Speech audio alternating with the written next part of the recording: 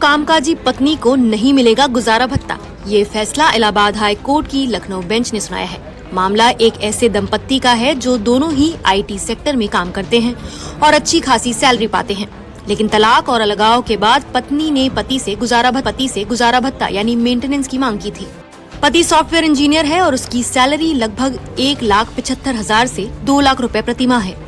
पत्नी भी software engineer है और उसकी मासिक आय 73,000 रुपए है। इतना ही नहीं, पत्नी ने बख्शी का तालाब इलाके में 80 लाख रुपए से ज्यादा कीमत का एक फ्लैट भी खरीद रखा है। पत्नी ने फैमिली कोर्ट में याचिका दायर कर कहा कि अलग रहने के कारण उसके भरण पोषण की जिम्मेदारी पति पर है। फैमिली कोर्ट ने इस दलील को मानते हुए पति को आदेश दिया कि वो हर महीने पत्नी को 15,000 रुपए गुजारा भत्ता दे। पति ने इस आदेश को चुनौती देते हुए लखनऊ बेंच में अपील की।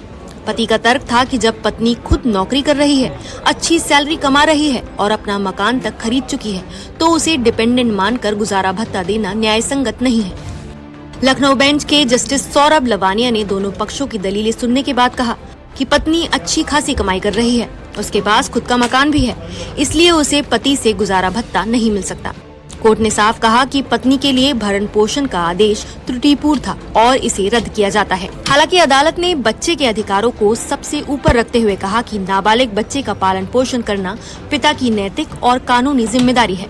इसी आधार पर कोर्ट ने आदेश दिया कि पति को अपने बच्चे के पालन पोषण और शिक्षा स्वास्थ्य की जरूरतों के लिए हर महीने 25,000 रुपए देने होंगे। इस फैसले का महत्व इसलिए भी है क्योंकि कई बार पारिवारिक अदालतें पति को गुजारा भत्ता देने का आदेश दे देती हैं, चाहे पत्नी कामकाजी हो या नहीं।